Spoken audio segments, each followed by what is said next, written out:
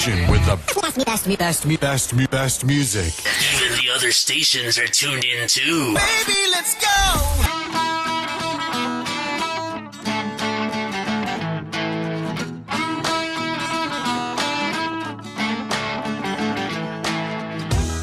Thanks for tuning in to another episode of Megan in the Morning.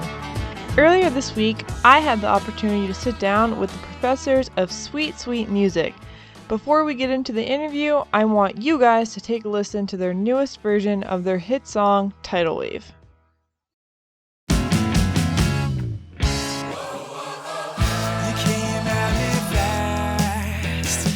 Like a tidal wave, swept me off my feet, flooded all my things, took away the earth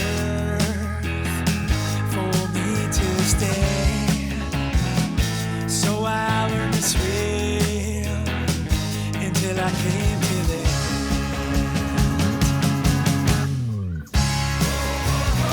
I wanna soak you up.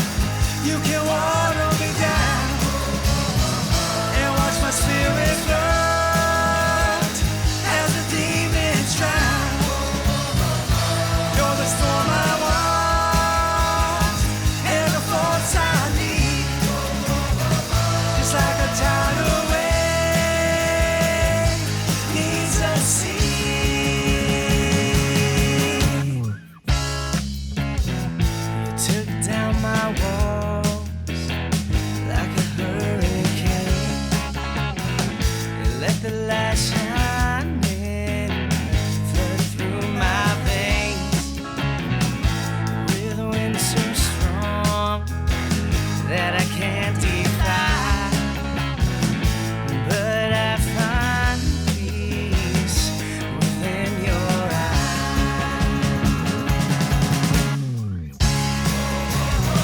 I wanna build you up. You can tear me down because I made my walls out of bricks of doubt. You're the storm I want and the force I need, just like a hurricane needs the sea.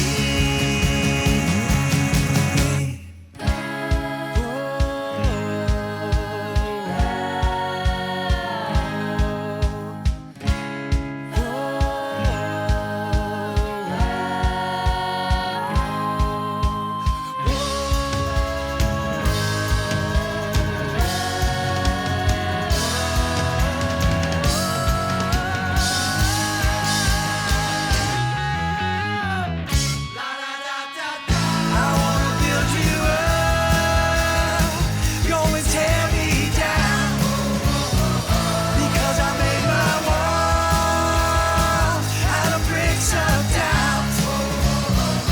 You're the storm I want and the force I need, just like a hurricane needs a sea. Hey guys, I'm Earl Hendershon from the Professors of Sweet Sweet Music. Yeah, a long time ago when I learned how to play the guitar, I started a band shortly after that, which was pretty stupid. But here we are, like a decade later. I'm, I guess, the lead singer, and I play guitar poorly most of the time. My name is Jeremy Haddad, as you all know. And I initially played guitar in the band and sang. And then Earl decided he wanted to shift me around a little bit because he likes guitar. So I started doing lead guitar. And then I've ended up on vocals and bass now due to some shifting in the band. And I'm happy where I lie now. I'm Ben Payton. I am the drummer of POSSM, one of the drummers. I've been around for, 3-4 years in the band. I came from Colorado, and I did my master's in Hartford, and that's how I met up with the guys. My name's Craig Huntington. I play guitar. The way I ended up in the band, it was kind of a long, drawn-out thing. Earl contacted me. I'd never, ever met him before in my entire life, but I'm a middle school teacher in Columbia. So a bunch of my students go to EO sometimes from when they're in 8th grade. And somehow they mentioned to Earl, we had a teacher who played guitar too. Not long after that, Dave. Yeah. So I as well moved to Hartford for my master's in percussion performance. So that's how I met Ben. I moved here a year before him. So after I graduated, I still had this awesome house with a really nice basement for great music stuff. And I eventually convinced him to move in with me. And we started playing music together a bunch, and then POSSM would be over rehearsing. The band kind of grew on me. I got to meet them and stuff. They asked me to sit in on a couple gigs, and then I got to play at Heartbeat with them. I guess what I play in the band is a little bit of whatever I can. Yep. But that's, yeah. POSSM was voted Best Overall Band in the 2017, 18, and 19 Best of Hartford Readers Poll, and was also nominated for a New England Music Award for Best in CT in 2018. The band tends to play a variety of covers as well as originals that can be found on their album Take Your Time. Yeah, me and this kid named Dave Kapleski and a guy named Big Tyler. And then Jeremy sort of came on board.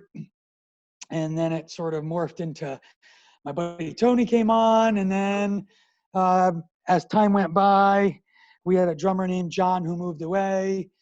And so then we brought Ben on board and brought Craig on board. And then Dave just came on board within the last year because he's roommates with Ben and he can play keyboard and some other percussion. So that's sort of how we got to where we got to at the moment. Did you find it hard to bring people in and off like that, or did you kind of just find people easily? Yeah, that's a good question. I would say we've had one moment of tension in the whole time with having to bring people in and off. Tony didn't get along with one of the Former guys drummer? who was the former drummer, and that got ugly and sort of then we had to sort of just decide, all right, we can't do this. And the former drummer decided, all right, well, I'll go do my own thing. And since then, I would say everybody's pretty mellow, open-minded person. So considering bands break up like every 3 seconds, and we've been playing together for a long time, and while I'm sure we have our moments that aren't perfect, we get along pretty well and try to see each other's point of view pretty well. So I'm pretty proud of that. Were you guys all a part of the band for the original version of Tidal Wave, or were you only there for the newest release of it? It was there. The song was there for a while.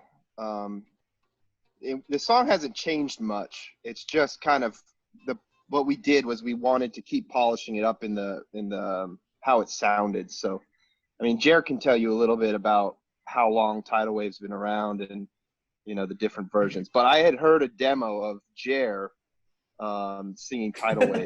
The demo. Like he did it all himself, and it was awesome. It was amazing. It's like a disco track with. That was like, I gotta find that. I haven't heard that. Computer breaks. I have it. I'll send it to you guys. You do? I want to have hear it. Oh, I want to hear it. Yeah, I wrote that song really early on. I think like 2013, and that was in the first couple years of playing with POSSM. Yeah, so that was like one of the first songs that we decided to play because it was once you learn 4 chords, you can just play it, and Earl was in the very early stages of music as well. So it worked. And we did a demo. I had originally recorded it the way I wanted to, all disco-y and shitty on the old computer with Bandcamp or GarageBand, and I didn't really know what I was doing, but then we did an EP a couple of years later. I want to say 2015 or something like that. And that was with Ben. Craig, this was before Craig, right? Yeah. And that was for the EP in like 2015 or somewhere around there. And then we eventually recorded the whole song officially at Massophonic Studios in Manchester. And that was technically with everyone except Dave was on that album. I believe. And then the most recent version we did, the most recent version we released was a version of that professional one that we did at For Massophonics. Massophonic, Well, yep. yeah, but we just altered the vocals and we shortened it by like a minute and a half, and tweaked a few other things. So it was mostly still that original one that we had wanted for the album, but there was just essentially a radio edit to it. Yeah, I'm really off topic at this point, but I didn't realize it. But like I was super sick. Like I was warming up for like an hour and a half every time I had to sing, and I didn't realize it. Like I could barely hear out of one ear. I was like so congested, you know. Yeah. But, and I mean, there's a lot of other things too. That was just like most of us didn't know what we were doing in the studio, except Ben had experience, but Tony, me, and Earl didn't. So it was interesting for sure. But we wanted to make a little bit of a tighter version of Tidal Wave, so we could potentially put it on the radio, and that's where this one came in. So Are you happier with it now the new release? Yeah, I personally, I do like it better than any other version we have. And I don't know if what it is in me that just still thinks that it can get better still, but I am pleased with where it is, and it's my favorite version of all of them so far. You know, I part of it too. I think for Jer is, I think this is true of anyone. Like you're always your biggest critic. So he wrote the song, so he has the vision of what it could potentially be. So often we're our own biggest critics, I guess you could say. And it's funny because in Hartford, that song, we have our a small loyal fan base of people in Hartford that see us all the time, and a lot of them resonate with that song because it's kind of got this high energy and some chanting, and they can get into it. And we've played it so many times, and it's just evolved over the years, so that when I first started in the band, I played a certain way, and then it changed and keeps changing. And I think it happens with the band, like with some of these songs, like you just kind of keep rolling with them, and then you keep playing them. But a song like Tidal Wave has certainly helped us a lot of the ways. And I don't think Jer mentioned this, but when we recorded the EP, Tidal Wave won CT Now Song of the Year because we had a loyal fan base. A lot of them from E.O. Smith. Earl had got a lot of them to vote for us, and we had our fan base. So, Tidal Wave. He told the kids they wouldn't pass the class if they didn't vote for it. Yeah. You want an A? Yeah. Here's some extra credit. Right. When you guys started to where you are now, is it kind of you expected, or do you Jeremy, still your background hope to get is- bigger, and play more gigs, or are you guys kind of meeting the expectations that you had for POSSM? I could do a pretty good impression of Earl. I'll try it right now. So we started a couple years back, and we were just a band trying to we're just trying to play some gigs to get some free beer, and here we are now. We're playing for you, still getting free beer, and we just like having fun. That's pretty good. Then Is that Megan, how old are you? I am 20. Okay. All right. So when you're 21, then someday you can, or 25. You can have That's not true. I was in the band when I was 20. You were not Actually, drinking, were you? Yes. The first time I played, when we played in Coventry, right? The first time you contacted me, and I was helping you, Earl. Like you had a couple beers, and you're like, "Yeah, these are the guys in the band." I went to go give one to Jay, and you're like, "No, not him, not him." I didn't need like, that. oh. I didn't need that picture online. No. Who's that teacher? Give me. Oh yeah, because that would be everywhere. Yeah. It would. Yeah. So I Now think Jer's a seasoned veteran. I can safely say, Megan, that we've exceeded all of our expectations probably 10 times more than we thought. We weren't sure anyone was even going to let us play out. So everything is gravy at this point, and we're appreciating it all as it comes, I would say. And I guess everybody can jump in, but I would say that the expectations sort of keep going up as we keep accomplishing more. And we're like, why not? Why not try for this? Absolutely. Just have fun, really. I think that's been our goal. Who would you guys say is the most outspoken, almost leader of the group? That's Earl. Earl, Tony. without doubt. Tony. Tony. Well, Tony, yeah, we should talk about Tony. Yeah, talk about Tony a little bit. Yeah, for sure. Our buddy Tony, who played bass for a while, is in Indonesia with his wife surfing and spearfishing, and he's been there for about a year and a half. And who knows He's when kind of he'll be back. he's kind of become the possum spirit animal. Yeah, He went from playing bass, now he's like spiritual guidance. That's Right. kind of Yep. where his role right now. I've noticed on your website that a lot of you mentioned surfing as a hobby on the side. Is that something that you guys bonded over at first?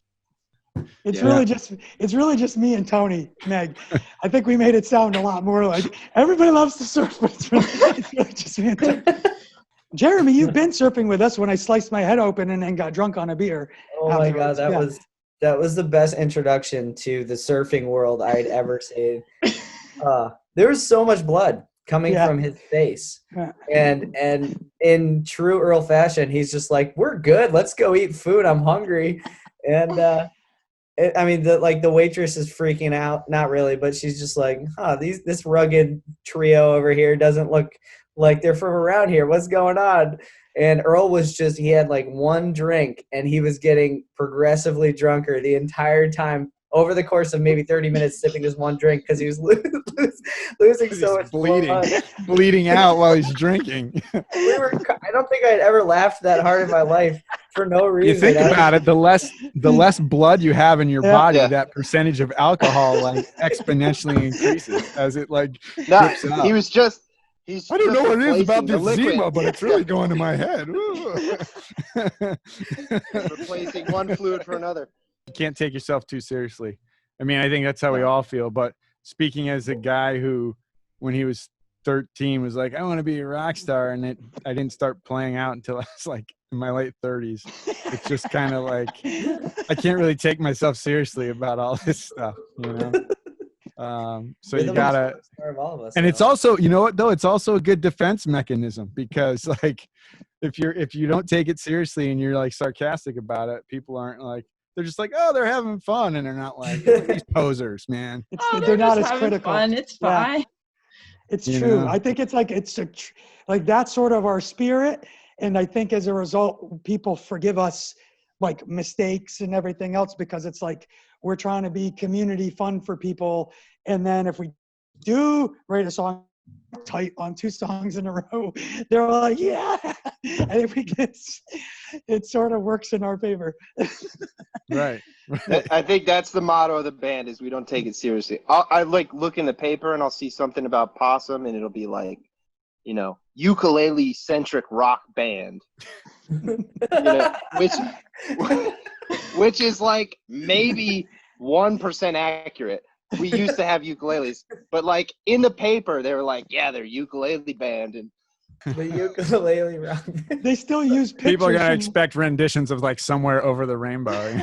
Yeah. Do you ever see the movie The Ringer with Johnny Knoxville? I feel like if you know what that movie is, it's not about like special ed Olympics or something. The Special Olympics to like, because he wants to hit on the girl and pay off some debt. And I feel like that we are the Johnny Knoxvilles in that situation of just music, and that we had no reason to be playing music in front of people, no less. And I do want to clarify something. Like we don't take it seriously in the sense like we're just like we're having a good time. But we're serious about what we do. Like we want to be a good band. We practice sometimes. But the music's always been super authentic, and that's always true. And it's everything that surrounds the music that's not music related that we just don't take seriously. Which is good. Really well said, Ben, actually. To people who were thinking about joining a band or playing music live, what is it like? Can you say a little bit about some of your experiences or reasons to maybe not even do that? I don't know if there is reasons to not. When I started, playing guitar, it was never for the I'm just going to play guitar in my room by myself all the time. That's what I want to do. You always have these ideas that you want to play with other people. And, it's just like anything else. When you interact with other people, you're getting something from those other people that you would never have brought to the table. And playing music with other people is the same exact thing.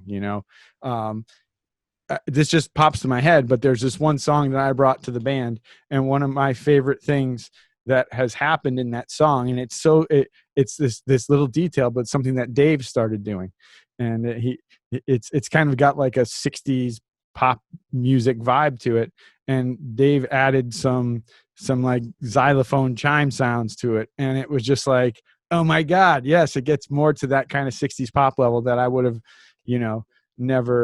never thought. Or it's when you take your own little thing that you had an idea of how it was going to be, and then you bring it to the band, and all of a sudden it's not what you thought it would be at all, but it's actually better for it. Honestly, if all I ever did was play with these guys, jam with these guys every once in a while in the basement, it would still be like the greatest thing ever. It's amazing that we can do that, but then we kind of have a reason to do that, and people want to see us do that.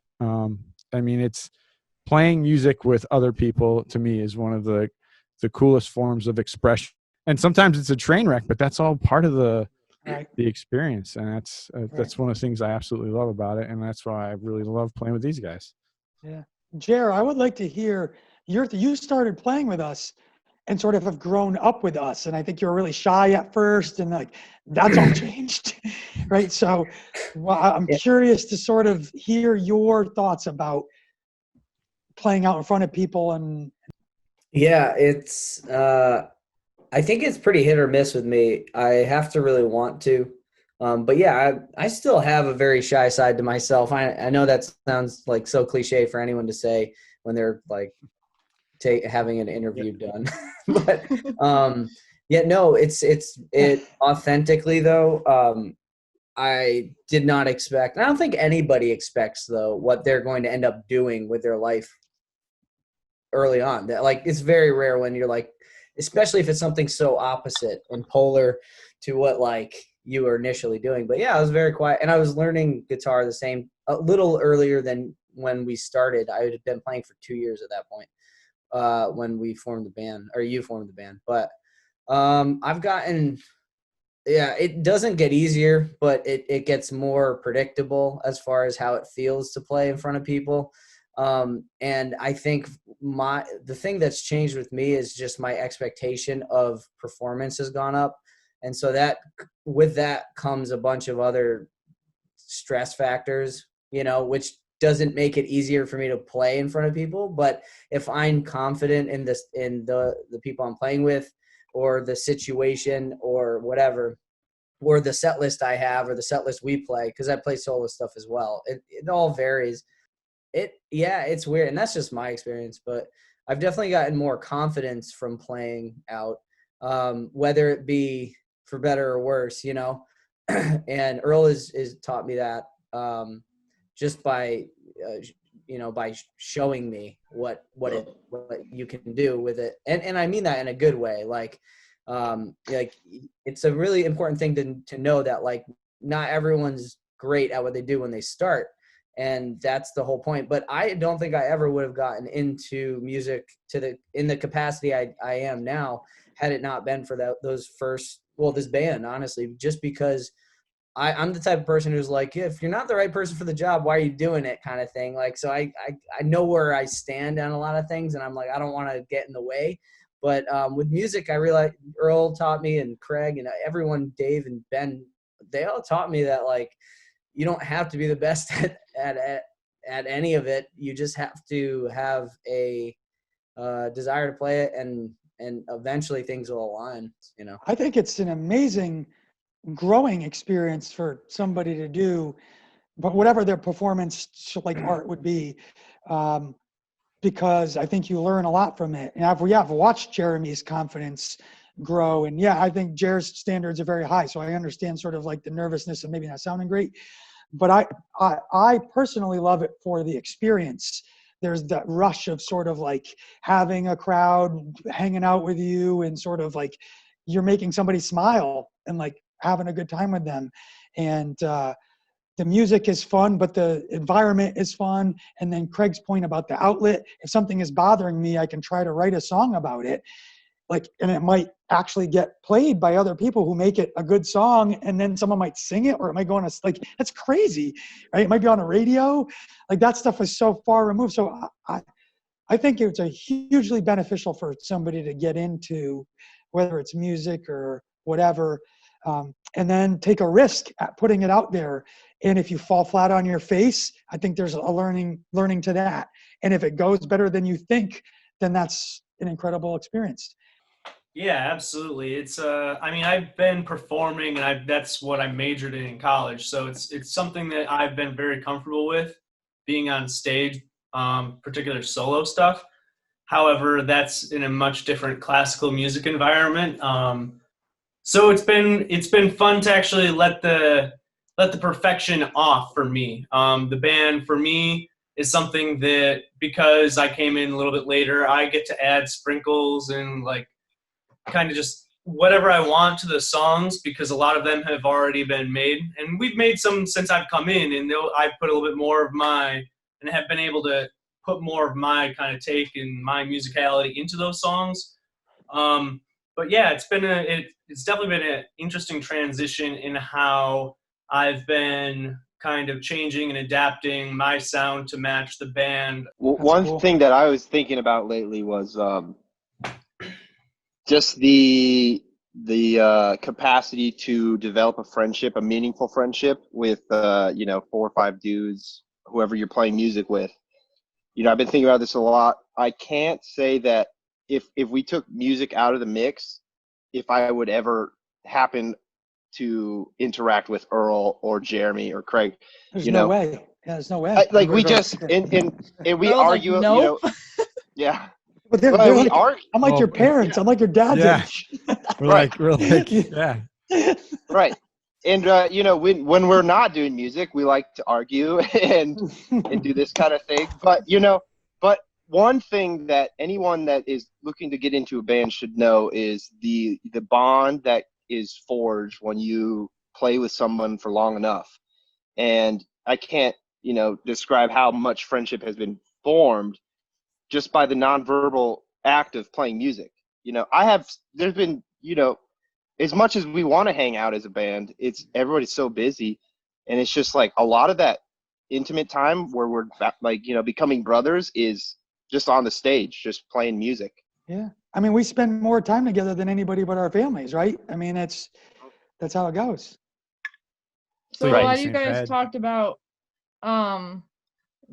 getting along with each other and making those relationships, and how has that gone lately with everything going on? You guys at least had your song release during all this, so you had something, I guess, to look forward to or do, but you haven't really been able to get together, unless you have been, to play music. You clearly haven't been having any shows because of COVID. What has been the outcome of that? It just for me on a personal level, I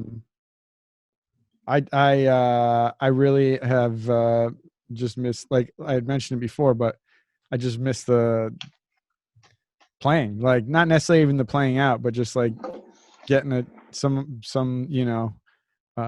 just getting together and playing. I've especially recently have missed that. Yeah, it's been challenging sometimes. Music is something that I have a strong passion for, but it fades in and out with being able to actually do it with people. So it has been tough to be motivated. However, I am pleased to announce that there will be a POSSM video game coming soon. What? That I've been working on. That would be the most amazing thing that's ever happened. Yeah. So I've recently discovered a cool game that you can basically create games, and I think I'm gonna make a POSSM video game. What? Yes. So I'm working on that now too, with music. We're becoming a multimedia juggernaut here. Yeah. When we can't get together, that's what I divulge my time into now That that is awesome. you have so much of it. Oh, man. Are we gonna Yeah. write Waiting our for own POSSM, the music video or game. anything? Oh my God. With COVID, just to piggyback off what Craig is saying. Well, not Craig, what he was saying, but we were occupying our time. We were looking for like a new era. We had started to record some new songs. We had written some new songs, probably 4 or 5 songs. We were supposed to play the St. Patrick's Day parade in Hartford, and due to social distancing, we chose not to do that. And I think that was wise at the time. And what we did instead was we went to record. We're fortunate enough to have some capacity to record on our own, and we have gear, and I thoroughly enjoy it, and Dave enjoys it. And we'll work on developing that skill set of recording our band. But we had recorded that, and now we just have to spend our time during COVID just kind of treating each day as a new thing. COVID aside, let's say we go back to some type of normalcy. What's next for POSSM? Video games, apparently. And that's a great question. I don't even know. I don't know what I'm going to be wearing tomorrow, let alone what the band's going to be doing. I think what we're excited about is, we've played lots of shows and we'll play more, I'm sure, but we have all these new songs that we were amped to record. And so I think once we can get back together, getting into recording them is the thing that we're most excited about. I can't speak for everybody, but the shows to me aren't even that important right now. I just want to record with these guys, hang out with them a little bit. Like Ben said, we signed a 1-year distribution deal with a record company from New York. So if we can record these songs, they'll try to put them out, and then that would be a really neat thing, even if we didn't even play any shows. I'm actually just curious in general what music's what's going on in music, period, while this pandemic is unfolding, and with the kind of social injustice that's working its way out right now as well. Like I don't know what music is going to be sounding like soon. Like what pop music. I haven't listened to the radio in 2 months. So I don't really know. That's just an interesting thing that I've been thinking about too. So what's cool about that is that I think my mind is more clear now creatively, I think, for producing more music, because I've been locked up kind of recording my own stuff for the whole time, that it's giving me more room to just like let go of those songs I've been holding on to and just like absorb new thoughts of like what if and what's and all that philosophical stuff. And I think it's that's a good precursor for becoming creative and maybe latching onto something you might not know at the moment. But like it could be a new wave for us with the recording for sure. And that might be a good, it might sync up perfectly with when we all get together or something, and we write a song in the studio or something. Like, who knows? That'd be really cool. But it is a little reminiscent to me of when like the very early days of POSSM, before any recordings or anything.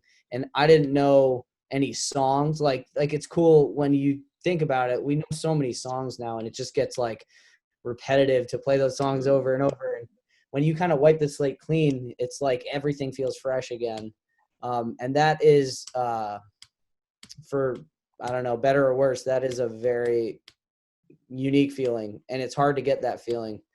But I'm excited because I think that's coming back a little bit, at least for me. Good point, Jerry. Yeah, honestly, I've enjoyed the break because we've been playing music, or at least I've been playing music out now for, I don't know, 7 years maybe. And for the last 5 years, it's been sort of a lot. Like we've been playing a lot.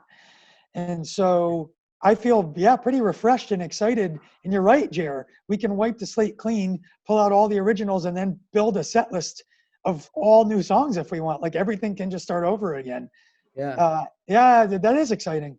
Jared's asking about the state of music and where it will go from here. And I think, in times like these, it's very tumultuous on multiple facets. And, artists, which we are creators and artists, even though some of us, have teaching jobs and do this and that. But at the end of the day, we are deliverers of art. And, it is up to us to kind of account for these experiences and these times and really kind of archive them for the history to look back on. So, there's a whole wealth of subject matter for young artists and creators and old art. I mean, everybody that's creating that they can draw from this. I think it's very exciting. It's also very terrifying. But I think as creators and artists, it's kind of some of the brunt we share and the weight we have to carry.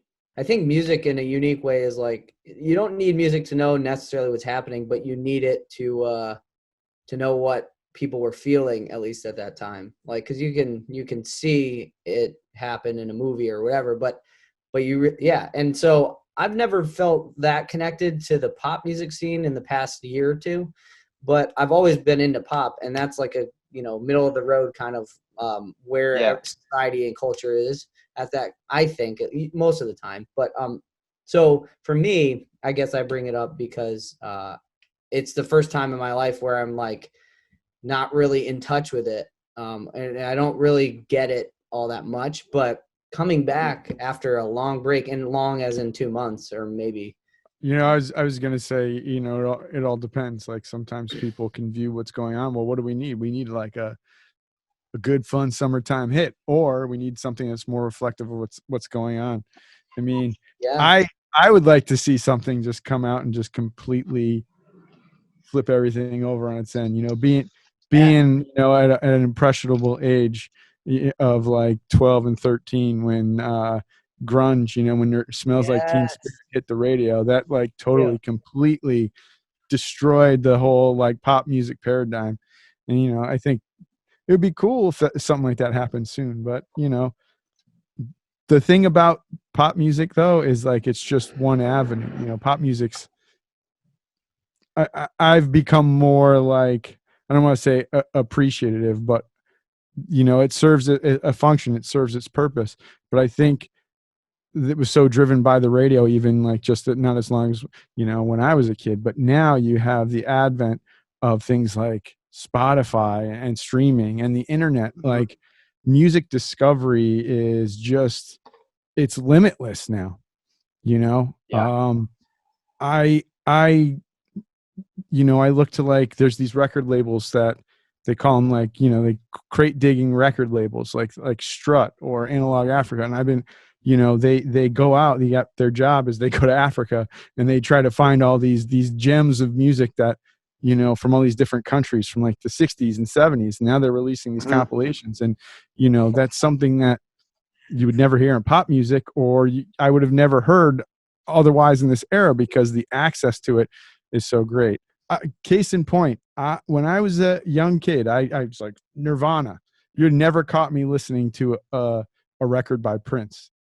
And now I will still pick up that Nirvana record, but I will gush about the genius of that weird dude. You know what I mean? He was amazing, and I think this era that we're in terms of music and music listening is I think as of age, like I've gotten more perspective, but I think younger listeners are more like that because the music is so at their fingertips. Like I wasn't willing to listen to a Prince album because I only had $10 and I knew I liked Blood Sugar Sex Magic by the Red Hot Chili Peppers, so I'm gonna buy that. And I'm like, Purple Rain, what is this guy with the frilly shirt? I don't know. Sorry, just this total tangent. Hell yeah, Craig. Well, that's all I have for you guys. Thanks a lot for coming on the show. It's been a lot of fun. Thank you for having us. Thank you. Thank you, Meg. And thank you guys for listening. Make sure to look up all the Professors of Sweet Sweet Music social media platforms to stay up to date on what they have coming up, as well as subscribe to my YouTube channel to hear from more people like them in your community.